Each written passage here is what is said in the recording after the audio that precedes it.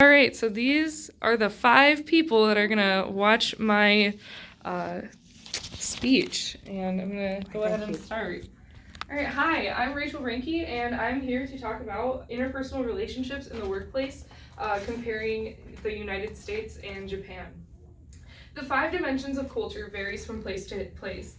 Today I'm going to talk to you about the 3 of the 5 dimensions that I deem most important when understanding cultures. Japan created Honda in 1955. With its great success, it soon became a larger company.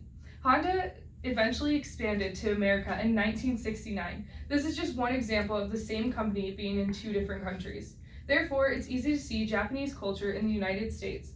This is what makes it so important to understand others' cultures. If you have not experienced working with another person in Japanese culture, there's a great chance you might someday. This presentation will explain to you what you might experience working in the United States with someone of the Japanese culture. Culture is in our everyday lives. We will always interact with people of different cultures, but to truly understand them will make a big difference. Learning about different cultures that you are unfamiliar with will help you understand their work style. All right. So this is a visual representation of the United States and Japan, the 5 dimensions. Culture varies in 5 dimensions, which impacts the communication between individuals in the workplace. In this presentation, I'll be focusing on the interpersonal relationships in the workplace of the United States and Japan. I have read and studied the 5 dimensions of culture as well as looked at credible sources that explains Japanese culture. First, I will discuss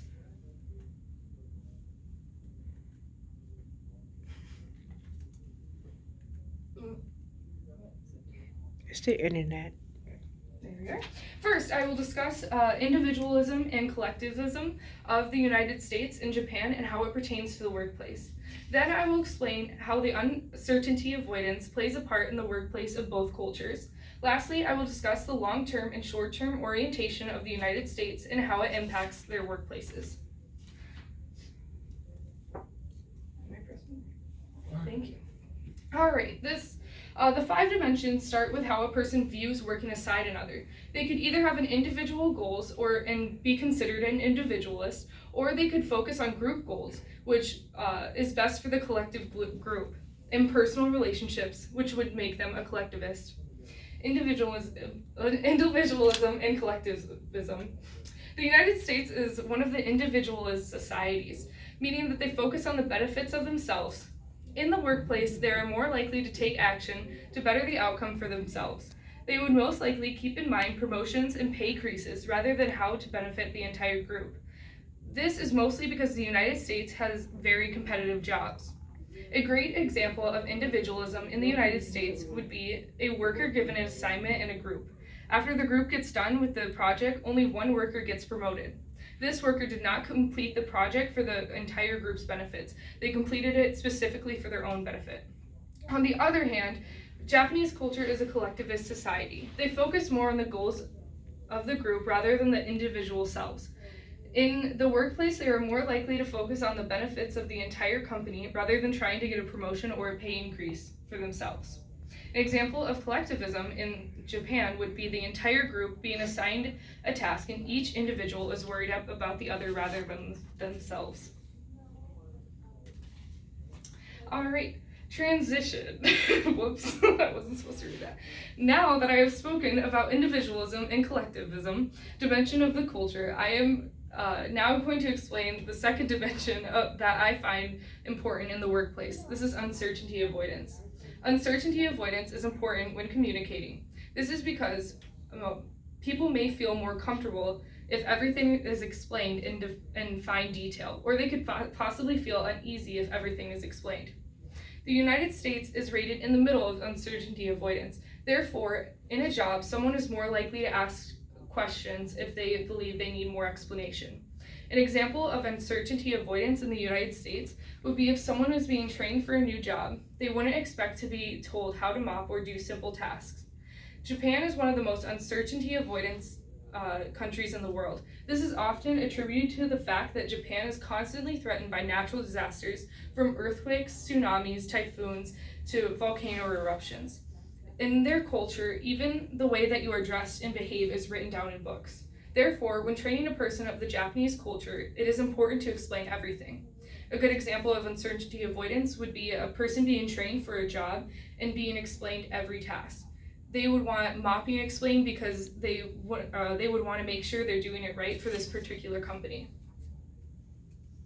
Now that I explained uncertainty avoidance, I am now going to explain the final dimension that I believe is most important and to understand in the workplace, and that is long-term and short-term orientation.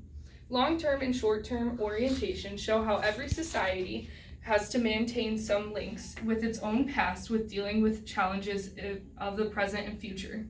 The United States is a short-term orientation. This indicates that Americans are more likely to focus on short-term goals. Business measures their performance on a short-term basis, with profit and loss statements being issued on a quarterly basis.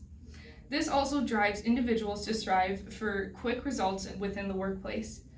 An example would be a company would focus on goals to gain quick success. They also determine failure a lot quicker too. Japan is one of the most long-term oriented societies. This indicates that the Japanese citizens focus on long-term goals. They focus on goals that are going to help them in the future. People of the Japanese culture focus on understanding the question rather than the answer. Therefore, they are more likely to spend more time focusing on understanding why their companies are failing rather than trying to make quick money. Today, I went over individualism and collectivism of the United States and Japan. Then I discussed uncertainty avoidance. Lastly, I explained the difference between the United States and Japan's long-term and short-term orientation. Culture varies in 5 dimensions, which impacts the communication between individuals in the workplace. In this presentation, I focused on the 3 dimensions of interpersonal relationships in the workplace of the United States and Japan. In conclusion, culture varies from place to place. I have discussed 3 of the 5 dimensions that I believe to be most important in the workplace in Japan and the United States. It is very important to be aware of all the cultures around us. To truly understand other cultures will make a huge difference in the workplace. Yay! Thank you.